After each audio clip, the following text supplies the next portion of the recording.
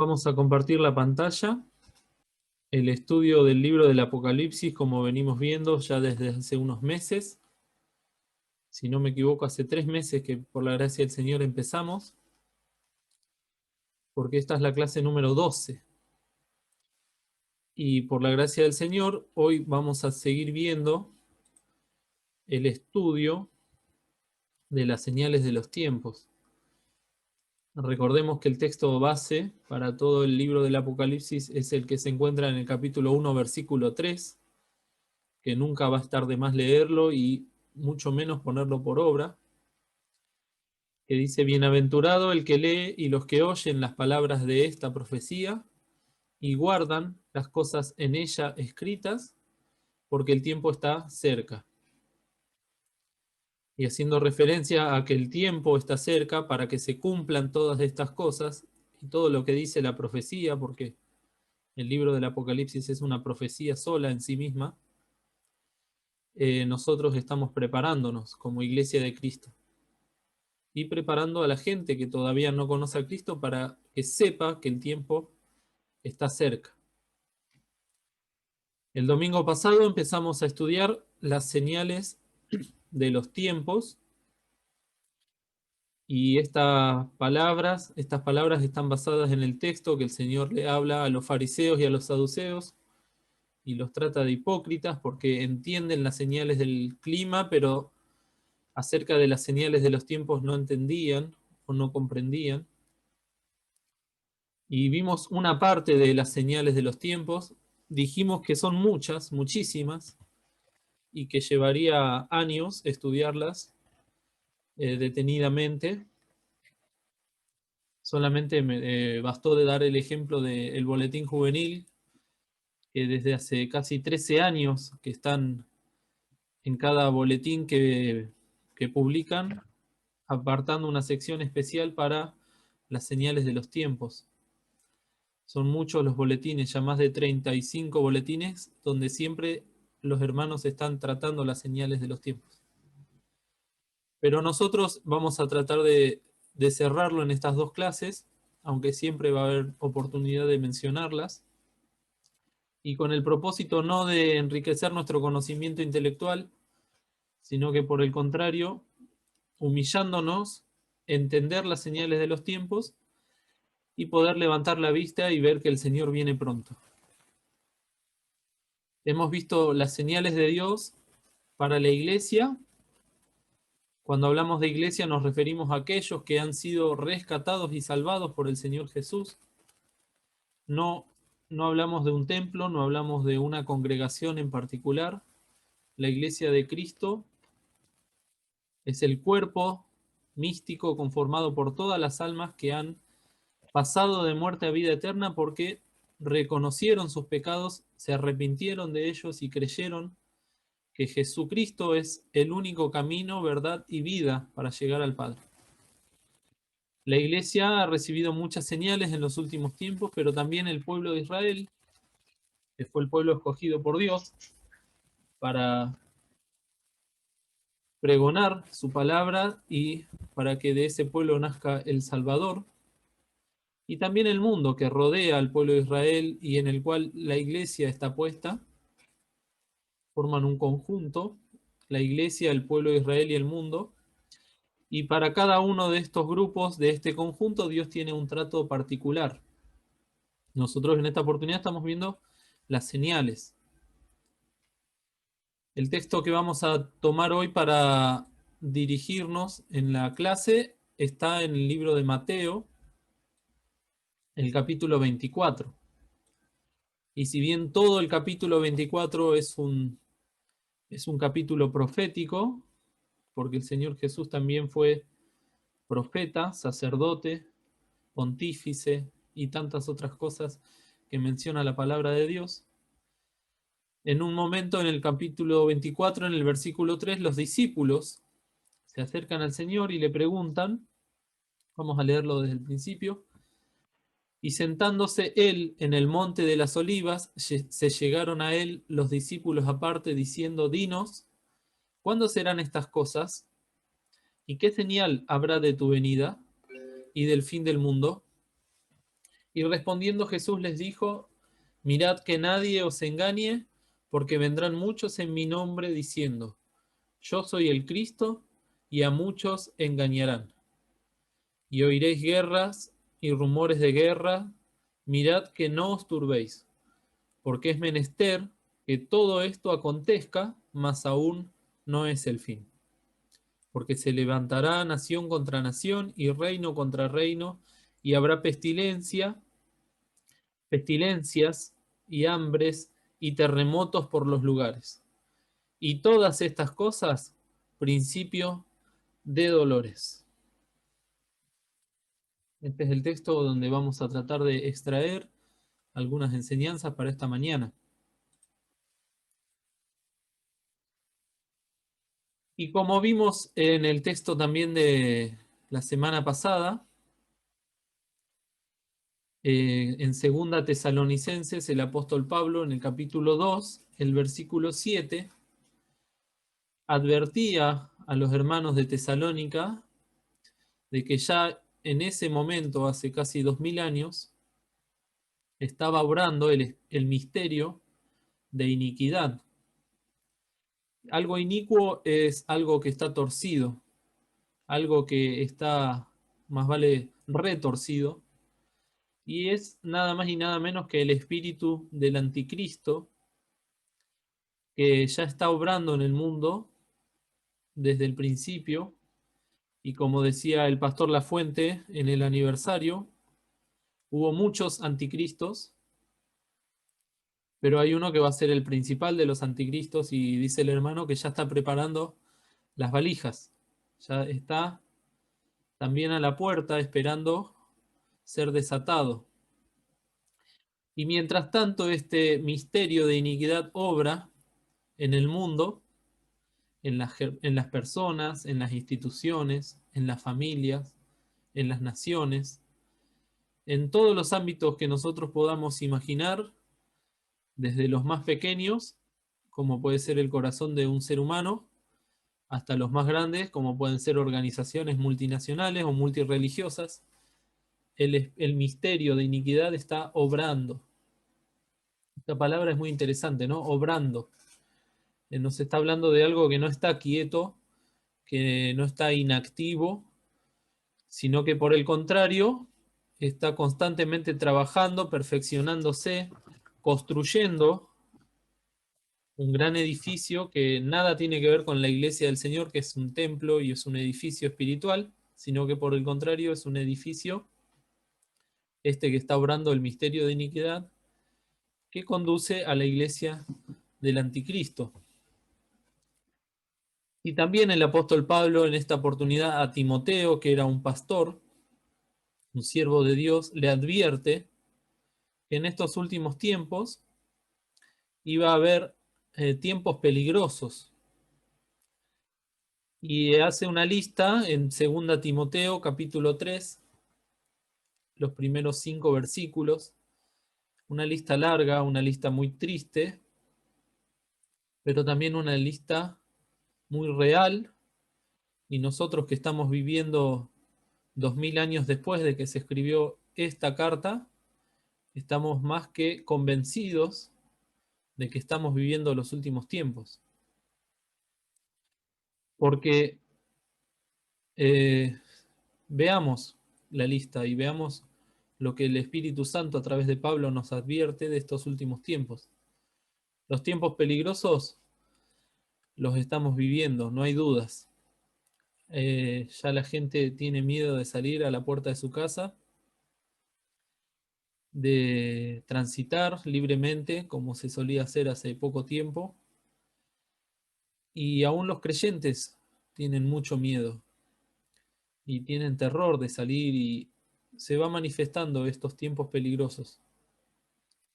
Los peligros pueden ser a causa de la violencia que hay en el mundo, como en los días de Noé,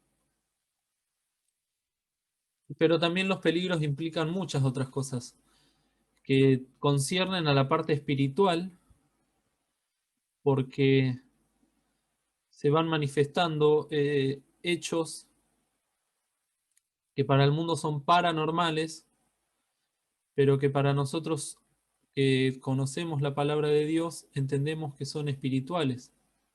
Y el apóstol decía que no tenemos lucha contra sangre ni carne, sino contra principados y potestades y malicias en los cielos.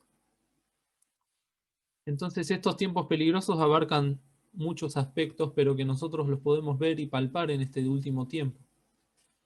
Hombres amadores de sí mismos. El amor propio, el orgullo, es lo que más se predica en estos días. Y lo podemos ver hasta en los dibujos animados, donde ese es el mensaje y esa es la filosofía que se enseña a los más pequeños. Amarse a uno mismo, valorarse a uno mismo. Y el Señor nos dice bien claro en su palabra que el que se ensalza será humillado y el que se humilla será ensalzado. Avaros, el amor a las riquezas, el amor al dinero y a acumular cosas. Muchas veces no se trata solamente de dinero, sino que el avaro es alguien que no comparte, alguien que quiere guardárselo para sí mismo. Y la avaricia muchas veces tiene que ver también con cosas que conocemos y que no las queremos compartir, o cosas que podríamos brindar a los demás, pero que no lo hacemos. La gloria vana o la vanagloria de los hombres, de las mujeres, de los adolescentes, la soberbia, ser detractores. En las familias vemos cómo se cumple esta palabra de que los hijos son desobedientes a los padres. Ser ingratos, eso también es muy común, de pensar que todo lo que tenemos lo tenemos porque lo merecemos y aún las cosas que no tenemos es porque están siendo injustos con nosotros, ya sean nuestros padres, ya sea el gobierno y sobre todas las cosas, la ingratitud es para con Dios. Cuando nosotros deberíamos agradecer todos los días por respirar y por tener vida, el hombre es ingrato y no agradece como corresponde, sobre todo a Dios. La ingratitud también es reflejo del siguiente punto que nombra el apóstol Pablo, que es la falta de santidad. Y la santidad es apartarse del pecado, apartarse del mal, apartarse para los usos de Dios. Y cuando la gente no tiene santidad está haciendo todo lo contrario, se está acercando, se está buscando de comulgar con el pecado, sin afecto, desleales, calumniadores, destemplados, crueles, aborrecedores de lo bueno, traidores, arrebatados, hinchados, amadores de los deleites personales más que de Dios. Y todo eso lamentablemente viene cubierto de una apariencia de piedad. A los ojos de los hombres la gente puede ser muy buena, los líderes religiosos pueden ser muy buenos, pero Dios los desenmascara y muestra lo que realmente son, toda esta lista que hemos leído. Y teniendo apariencia de piedad, en realidad, digo, porque dice más habiendo o pero habiendo negado la eficacia de ella. Una lista muy larga de la cual se podría hacer una reunión particular con cada una de ellas, pero el tiempo nos apremia, queridos, simplemente para que veamos cómo el misterio de iniquidad está obrando, se está manifestando y se está viendo esto. Creo que nadie que sea sincero puede negar que estas cosas están pasando. Solamente una persona o muy ciega o muy orgullosa o muy ignorante de lo que está pasando a su alrededor puede negar que estas cosas están en el mundo y están en todos los ambientes. ¿Cómo termina el apóstol diciendo a los que son de Cristo? A estos evita. Y esto es muy importante porque es el primer paso de la santidad. La iglesia de Cristo está en el mundo, pero no pertenece al mundo. Estamos en el mundo, pero somos llamados afuera. Eso quiere decir iglesia. el Señor nos llama a salir de todas estas cosas que por naturaleza hay en nuestro corazón. Por eso el primer llamado es individual y particular. Y si alguno todavía no ha salido afuera, porque no ha escuchado la voz del Señor, la invitación es vigente, es permanente y es eterna. Salí de ella, de ellos, pueblo mío, dice el Señor Todopoderoso.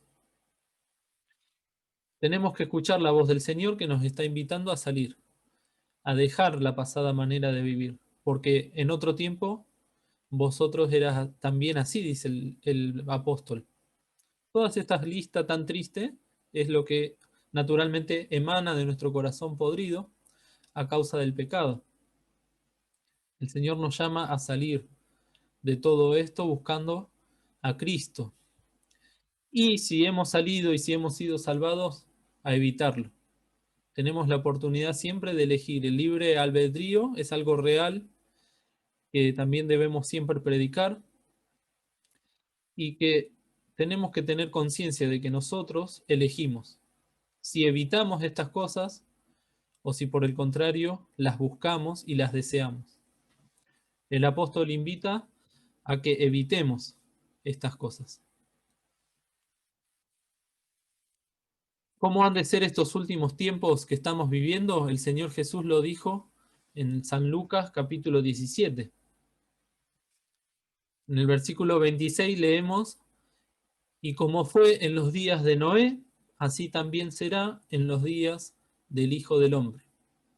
Comían, bebían, los hombres tomaban mujeres y las mujeres maridos, hasta el día en que entró Noé en el arca y vino el diluvio y destruyó a todos.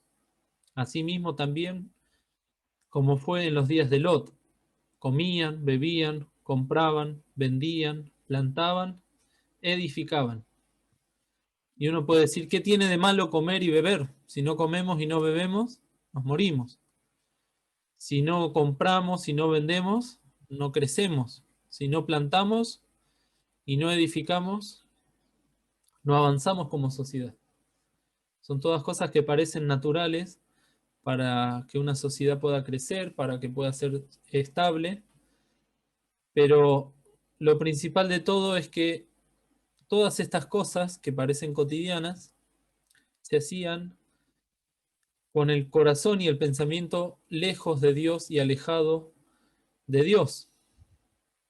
El hombre desde el principio tomó la decisión de elegir alejarse de Dios y a lo largo de toda la historia de la humanidad, esa decisión lo siguió y el hombre siempre trató de formar su sociedad, su vida, sus familias lejos de Dios. ¿Qué pasó con Noé? Durante 120 años este profeta de Dios predicó que Dios iba a traer un castigo sobre los hombres inicuos y pecadores. Y después de 120 años, la palabra de Dios nos muestra que solamente 8 personas, que era su núcleo familiar, creyeron en esta palabra y entraron en el arca. El diluvio destruyó a todos aquellos que no creyeron, porque pecadores eran todos, los que estaban adentro del arca y los que no estaban en el arca. Pero los que creyeron en la palabra de Noé, confiaron en el Señor y se arrepintieron de sus pecados y entraron en el arca. En el tiempo de Lot, en la época del patriarca Abraham, hubo una destrucción en la ciudad. Y también se salvaron aquellos que creyeron en la palabra de Dios, a pesar de ser pecadores. Quizás en el pueblo de Sodoma y de Gomorra había gente que era muy nefanda y su corazón era muy inicuo y torcido, como lo vemos en estos días, pero para ellos también había salvación. Y por eso Abraham oraba, buscando justos en esa ciudad. Y Dios le tuvo que revelar que ni siquiera llegaban a 10 los justos en esa ciudad. Pero para ellos también había salvación si se arrepentían de sus pecados. Lo que nos muestran estas dos historias, que son reales, que no son leyendas ni parábolas, es que en todos los casos siempre hay salvación para el hombre Y en todos los casos siempre hay un tiempo establecido por Dios para que el hombre crea, para que el hombre escuche, para que el hombre se arrepienta. Y también hay un tiempo para que Dios ejecute el castigo, que ejecute la sentencia, y esa sentencia siempre es irrevocable. Entonces, estos días que estamos viviendo ahora son como los días de Lot y son como los días de Noé, porque se está predicando el Evangelio hace 2000 años y son pocos los que se salvan, son pocos los que se arrepienten y son pocos los que creen en Cristo como su Salvador. El Señor Jesús es el arca que hoy está abierta y esperando y aguardando que entren en ella todos los que se arrepientan de sus pecados. Ha de llegar un tiempo en que la puerta se cerrará, porque dice la palabra en Génesis que Dios cerró la puerta.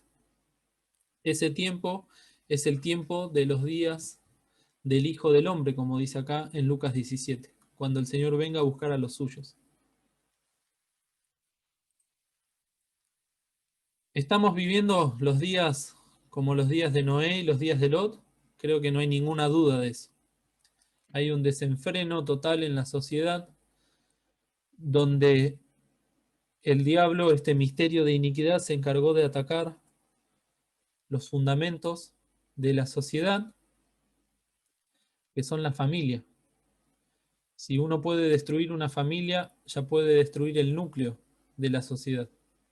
Y esto que estoy diciendo ahora ni siquiera lo digo yo o está solamente en la Biblia, los mismos sociólogos, aún en los manuales de escuela cuando éramos chicos se decía que la familia es la base y el pilar fundamental de una sociedad. Y esas cosas lamentablemente están cayendo, se están derrumbando, como escuchamos a la hermana Gina y lo mencionamos también el domingo pasado. Si fueren destruidos los fundamentos, queda ser el justo. Y vemos cómo ya llama la atención aún para la gente del mundo cómo crecen los divorcios acá en Argentina y en el resto del mundo. Fíjense, hay una nota del 2012 donde dice que disminuyeron los casamientos, aumentaron las uniones extramatrimoniales, el concubinato, como se conoce ahora legalmente, y los divorcios subieron y las separaciones. Y eso es lo que pasaba también en los días de Noé, cuando dice la palabra que se casaban, tomaban maridos, se divorciaban, las mujeres tomaban maridos, los hombres tomaban mujeres. Había un total libertinaje en cuanto a la unión sagrada que Dios estableció, también ahí en el Génesis, entre un hombre y una mujer, un varón y una varona, que serán uno solo. Y lo que unió Dios, dice el Señor Jesús, no lo separará el hombre. Todo esto ahora es moneda corriente, la separación, la unión, el recasamiento. Podemos ver que lamentablemente es algo generalizado también en la Iglesia del Señor, que llega hasta aún los convertidos, y es algo muy triste. No estamos acá para juzgar, sino para señalar que es algo que es del mundo y que lamentablemente se ha metido también en la casa de Dios, en el pueblo de Dios. El Señor decía en su palabra, en 2 Corintios 6, no os juntéis en yugo con los infieles, porque qué compañía tiene la justicia con la injusticia y qué comunión la luz con las tinieblas. Esto que está tan generalizado en el mundo y que parece tan común y hasta lo defienden como algo positivo, es hacer yugo, ser aparceros con aquellas personas que no tienen a Cristo en el corazón.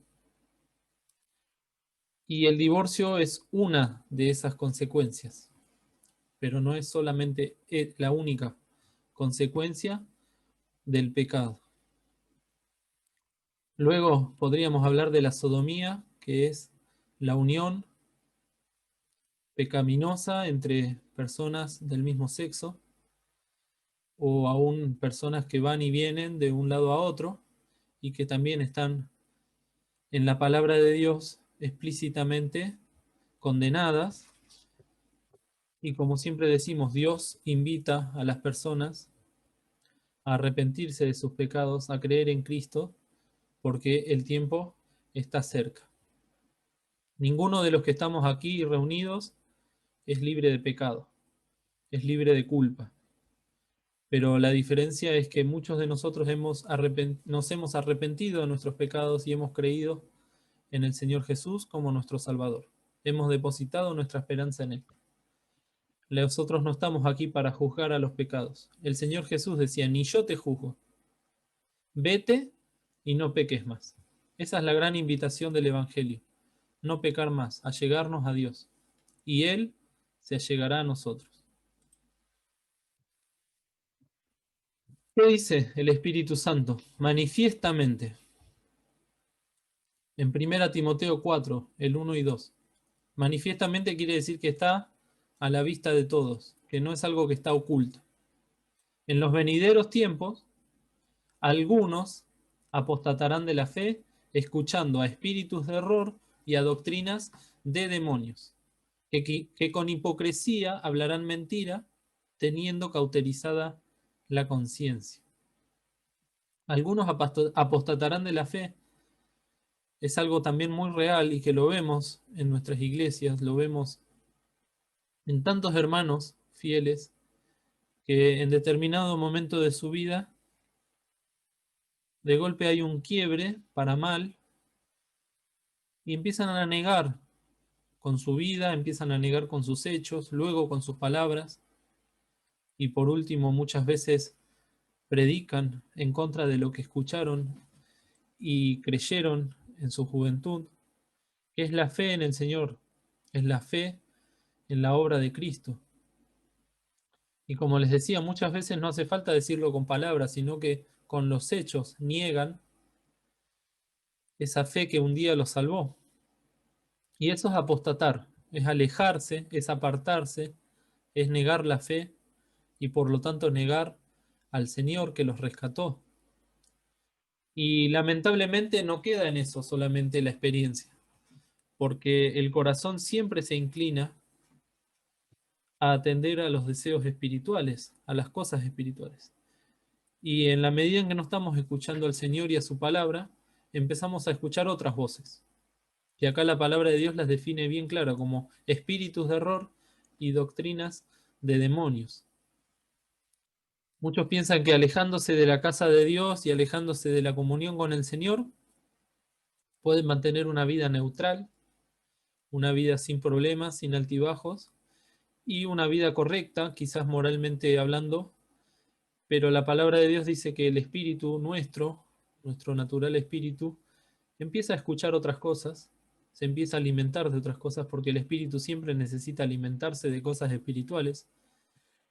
Y cuando las cosas espirituales no son por parte del Espíritu Santo y a través de la palabra de Dios,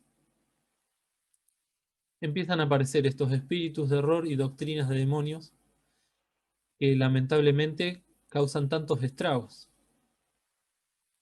Y el Espíritu los advierte manifiestamente que estas cosas han de venir y que se van a manifestar con hipocresía, porque el hipócrita, que es alguien que te dice una cosa pero hace otra, alguien que te miente en la cara porque tiene una máscara.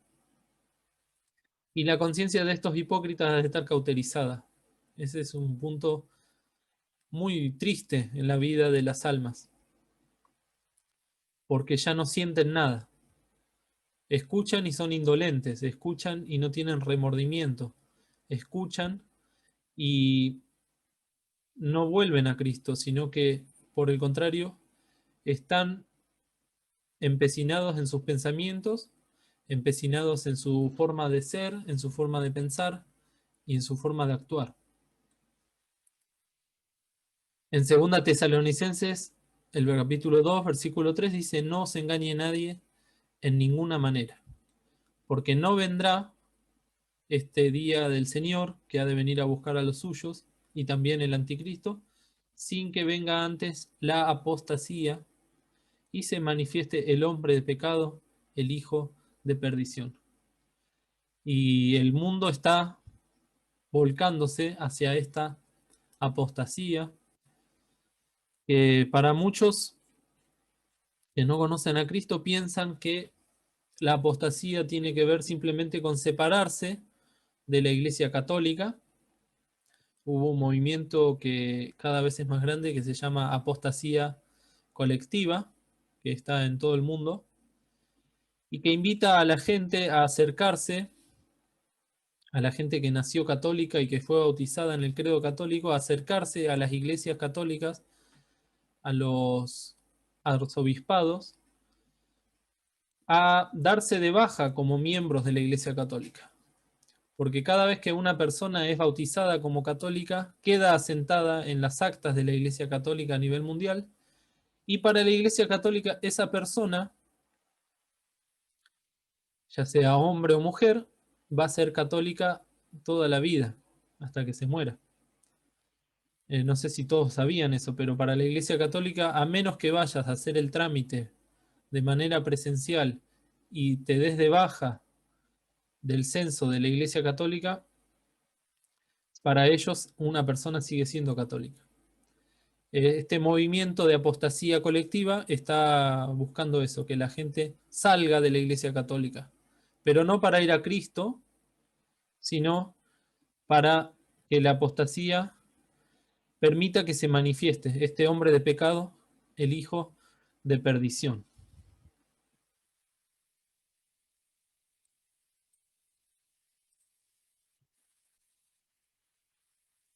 Y lo podemos ver también en las iglesias llamadas evangélicas.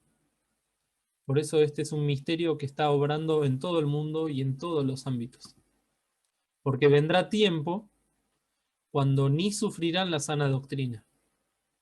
Antes, teniendo comezón de oír, se amontonarán maestros conforme a sus concupiscencias y apartarán la verdad, de la verdad del oído y se volverán a las fábulas. Esto es algo que lo podemos ver a simple vista prendiendo la tele cuando ya termina la programación de los canales, donde la gente se amontona en los teatros, en los cines, en los estadios, para escuchar muchas palabras, pero poco alimento.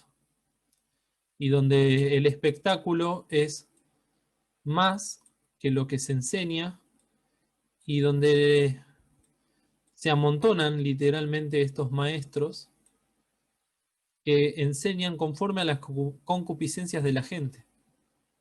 En vez de apartar a la gente de las concupiscencias, estos maestros falsos se acomodan a lo que hay en el corazón de la gente. Y eso es lo que predican y eso es lo que comulgan. Por eso la gente está tan cómoda.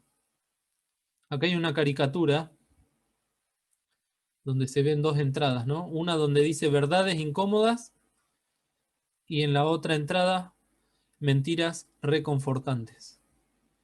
Y el corazón del hombre, naturalmente, ¿qué va a elegir?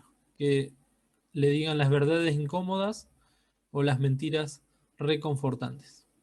El corazón del hombre siempre va a inclinarse a escuchar esas mentiras porque no incomodan, porque son reconfortantes, porque permiten que uno esté, como se dice, en su zona de confort. Esa es una palabra que se usa mucho hoy en día.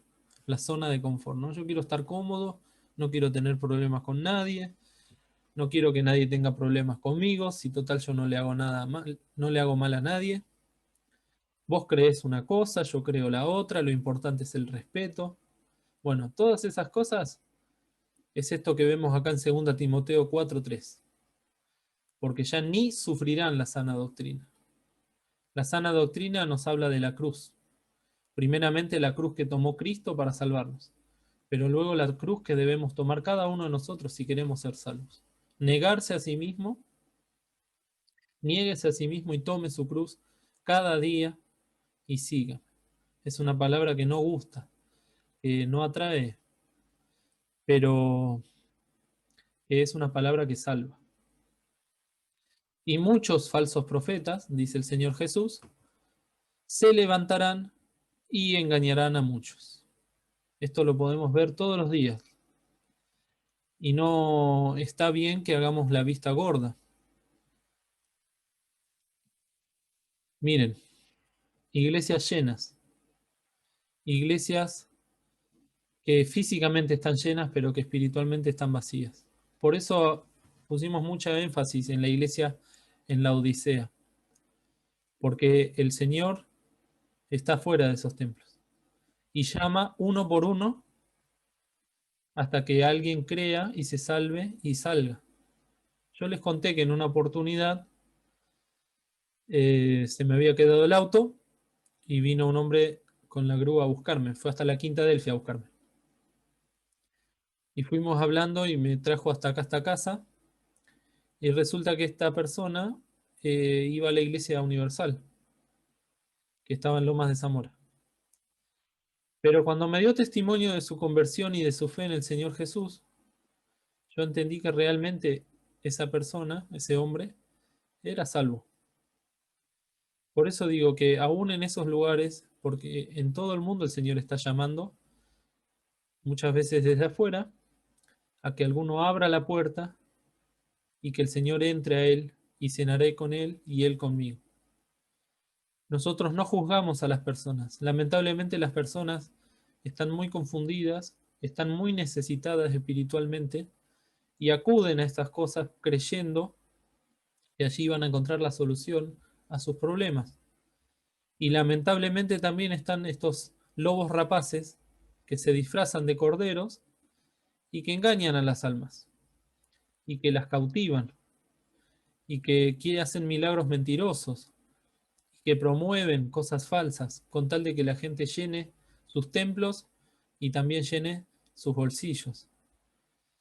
Y pobre la gente porque se amontonan los maestros, pero también ellos, engañados y con el corazón entenebrecido y endurecido, niegan la eficacia de las palabras de Dios. Acá no hablamos de que son todos inocentes y que son todos culpables. Hablamos de decisiones, tanto de aquellos que se paran en esos púlpitos a engañar, toman su decisión, y la gente toma su decisión al querer escucharlos. Por eso el libre albedrío, queridos, es muy importante que lo tengamos en cuenta. Y de luego el ecumenismo, que también se habló mucho cuando veíamos las cartas a las iglesias. El ecumenismo es esa unión religiosa de todas las iglesias, credos, doctrinas, religiones, que consideran que hay un Dios, o muchos, pero que cualquier camino de todos los que el hombre elija permiten que el hombre se acerque a Dios. Hay una frase muy conocida que dice que todos los caminos conducen a Roma. Esa frase ya viene de la época del Imperio Romano, de la época del Señor Jesús. Y a nivel de infraestructura y de ingeniería es asombroso cómo pudieron lograr que todos los caminos conduzcan a Roma y por ello movilizar también sus ejércitos a todas las partes del imperio. Pero espiritualmente hablando, todos los caminos conducen a Roma y en Roma está el Vaticano. Y el Vaticano ya desde hace casi 100 años que se está encargando de unir a todas las religiones, a las que antes salía a perseguir y a matar. Desde que está el Concilio Vaticano II, la estrategia cambió, aunque no es una estrategia nueva, sino que ya viene desde siempre, que es la del sincretismo religioso. El sincretismo es la unión de las religiones, acomodar las religiones, acomodar las creencias, acomodar las costumbres a una sola religión. Y eso es el ecumenismo. Lamentablemente la iglesia cristiana evangélica en el mundo está cediendo al ecumenismo y está prefiriendo unirse a las demás religiones antes que enfrentarlas. Está prefiriendo comulgar con las demás religiones en son de la paz antes que hacer la guerra, oponerse, contradecir, tomar el camino opuesto. Por eso decíamos hace un rato, salid de en medio de ellos, dice el Señor Todopoderoso. ¿Y qué dice Roma? Vengan hacia mí, porque todos los caminos conducen a Roma. Fíjense esta nota que es de hace un mes. El presidente del Consejo Europeo, de la Unión Europea, y el Papa Francisco acuerdan trabajar contra el extremismo religioso.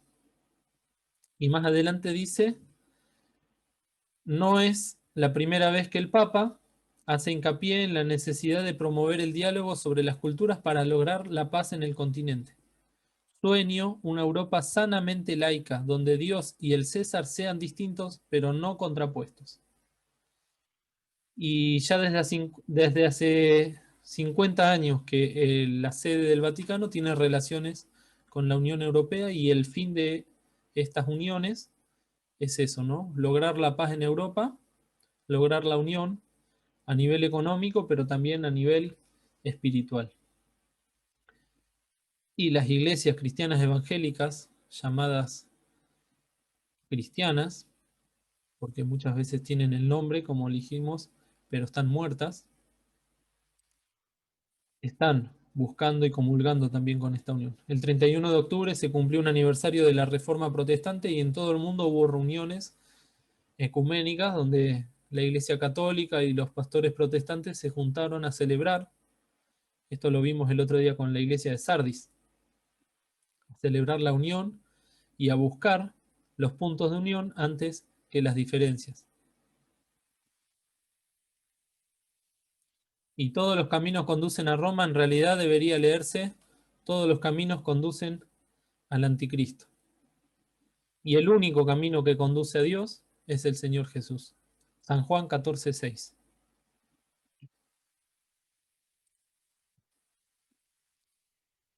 El Señor dijo, guardaos de los falsos profetas, ¿no? Que vienen a vosotros con vestidos de ovejas, mas de dentro son lobos rapaces. Y después más adelante dice en Lucas 7, no todo el que me dice Señor, Señor entrará en el reino de los cielos, mas el que hiciere la voluntad de mi Padre que está en los cielos. Y a lo último, cuando llegue el momento, el Señor les protestará, nunca os conocí, apartados de mí, obradores de maldad. Ya está obrando el misterio de iniquidad. Y cada uno de nosotros tiene que definirse de qué lado está. Si es un obrador de maldad o si es un obrero en el reino de Dios. Va a llegar un momento en que va a ser demasiado tarde para tomar esa decisión. El sermón profético continúa diciendo que iba a haber guerras y rumores de guerra. En Lucas 21 dice que va a haber guerras y sediciones, golpes de Estado. Cada vez hay más golpes de Estado. Hubo una época donde en Latinoamérica hubo golpes de Estado por todos lados. Y aunque ahora no son tan comunes, los hay porque son muchas veces de forma institucional. El Congreso de golpe toma la decisión de deponer a un presidente elegido democráticamente. Esto en la profecía de Daniel nos habla del tiempo en donde va a haber reinos débiles y reinos fuertes, los pies de barro y los pies de tierra, dictaduras, gobiernos democráticos, dictaduras, gobiernos democráticos. Todo esto, el único fin es que el mundo se canse y clame por la paz y por la estabilidad. ¿Quién va a traer la paz y la estabilidad? Aparentemente, el anticristo, donde va a traer un gobierno fuerte, centralizado, ordenado, donde se van a acabar las guerras, donde se van a acabar los rumores de guerra y donde la economía va a lograr que el hambre en el mundo desaparezca, por lo menos por un periodo de tiempo. Todo va a parecer que llegó la paz al mundo, llegó la estabilidad y llegó la tranquilidad. Mientras tanto, el Señor advierte que va a haber guerras, rumores de guerra, se va a levantar nación contra nación, reino contra reino, pestilencias por todos lados, hambres, terremotos por los lugares, burladores y gente andando según sus propias concupiscencias. Y esto de los burladores también cabe destacar, el hermano Di Pardo habla de que la burla muchas veces incluso llega de parte de los que son hijos de Dios. Y hay muchos que se llaman cristianos y que se burlan de estas cosas, como decía Pedro también. en 2 Pedro 3:3. Pero va a llegar un momento en que se va a escuchar esta palabrita, paz y seguridad. Nosotros no vamos a estar en ese momento porque vamos a escuchar otra voz, que es la voz del amado que nos llama, como con voz de trompeta, llamando a los suyos a subir al cielo. Esta señal es la verdadera señal única y positiva. Y será predicado el Evangelio del Reino en todo el mundo por testimonio a todos los gentiles, y entonces vendrá el fin. Cuando el Señor Jesús ascendió a los cielos, delante de muchos testigos, y fue tomado por el Señor en las nubes, dijo: id por todo el mundo y predicad el Evangelio a toda criatura. En el momento en que se cumpla esta palabra, como decíamos también el domingo pasado, cuando la última persona en el mundo, cuando la última alma en el mundo escuche el Evangelio y tome su decisión personal respecto de qué hará con esa palabra de salvación, ahí va a venir el Señor a buscarnos. Pero durante 2000 años, la principal señal, como decíamos, fue esta: la predicación del Evangelio, la predicación a las almas. Una bandera que se levantó y que hasta que el Señor venga va a permanecer levantada. Es esa bandera que dice que el Señor viene pronto, que es una palabra profética que habla a la iglesia, que también habla a la gente del mundo. Como dice ahí en San Juan 3, ¿no? Como Moisés levantó la serpiente en el desierto, así también es necesario que el Hijo del Hombre sea levantado. Porque de tal manera amó Dios al mundo, que ha dado a su Hijo unigénito, para que todo aquel que en él cree no se pierda, mas tenga vida eterna. Esa es una señal, y es una señal de vida, una señal que está puesta y que nadie la va a poder bajar y nadie la va a poder destruir. Es la señal que tiene que dar la iglesia desde el año 1 hasta el año 2020 y hasta que venga el Señor. Arrepentíos y creed al Evangelio. Convertíos. Esa palabra que dice: cree en el Señor Jesucristo y serás salvo. Esa palabra que dice que tenemos que ser fieles, que tenemos que ser santos, que tenemos que apartarnos de toda especie de maldad. Lo que el Señor Jesús nos dijo: he aquí yo vengo presto. En San Juan 14 dice: vendré otra vez. Los hermanos de la primera iglesia del primer siglo se saludaban diciendo: Maranata, el Señor vuelve. Pedro dice que el Señor no tarda su promesa, como algunos tienen por tardanza. Y el Señor Jesús nos dice en la carta a Filadelfia: retén lo que tienes. Y pensando en el Salmo 64, que es un emblema para el testimonio Filadelfia que nosotros ahora tratamos de sostener y de levantar, me acordé de esta foto, que si bien esta es una caricatura, una foto real, de unos soldados en la Segunda Guerra Mundial conquistando en Japón una ciudad que se llamaba Iwo Jima. Después de mucha muerte y después de mucho sufrimiento, pudieron alzar la bandera de su país en ese lugar. Esa foto quedó inmortalizada y hoy en día hay estatuas por todos lados que la recrean. Y costó muchas vidas, como dije, levantar esa bandera.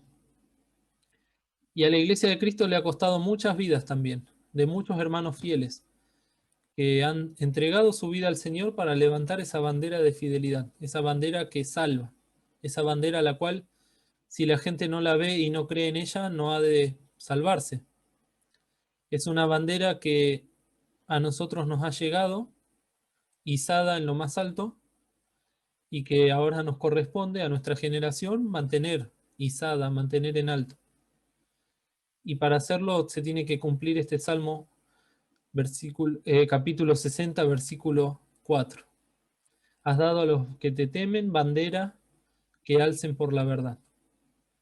Y el temor de Dios es el principio de la sabiduría. Y los que somos más jóvenes tenemos que aprender a temer a Dios, a amarlo, porque ese vínculo de amor, como hemos visto en las lecturas diarias, es el que mantiene también la esperanza. La esperanza viva de que el Señor viene, la esperanza viva de que tenemos una responsabilidad para con los hermanos, pero también para con el mundo. Es una bandera, ayer hablábamos con el hermano Marco, que es muy difícil de sostener, porque es una bandera de fidelidad, pero que no es imposible. Si no, el Señor no nos pediría algo imposible. Por último, vamos a dar las enseñanzas, contextos, también proféticos. Primeramente, el día y la hora en que el Señor ha de venir, nadie sabe, ni aun los ángeles de los cielos, sino mi Padre solo. Ni siquiera el Señor sabe el día y la hora. Él está aguardando ese momento en que el Padre le diga, ven a buscar a los suyos. Ahora nosotros estamos aguardando ese momento en que el Padre le diga al Hijo, ve a buscar a los suyos, a los tuyos. Esta es una exhortación que debemos tener. Por eso el mismo Señor nos dice en Mateo 24:42, velad pues, porque no sabéis a qué hora ha de venir vuestro Señor. El domingo pasado concluíamos con el himno Aparejaos, Cristo viene, quitad el yugo del pecado y fieles sed. Y el Señor dice, velad pues, orando en todo tiempo, que seáis tenidos por dignos de evitar todas estas cosas que han de venir y de estar en pie delante del Hijo del Hombre. Que el Señor nos encuentre en pie, como dice el lema del testimonio de Filadelfia, de pie frente a las apostasías, pero de rodillas frente al trono de la gracia.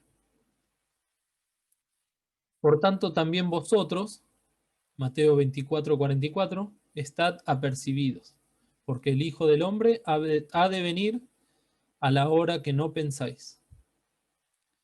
Y esta esperanza, queridos, es una esperanza que santifica, que limpia y que nos prepara de manera positiva. Ninguno que piense que el Señor viene pronto se va a poner a revolcarse en el pecado y en la mugre. Cada vez que el Espíritu Santo nos recuerda que el Señor viene, nos tiene que agarrar primeramente un genuino arrepentimiento si es que estamos en pecado, y también nos tiene que agarrar y nos tiene que mover a una experiencia de santificación, de limpieza, porque cualquiera que tiene esta esperanza en Él se purifica, como Él también es limpio. Si el Señor viene hoy a las 3 de la tarde, ¿cómo me va a encontrar? Si viene ahora a las 12, ¿cómo me va a encontrar?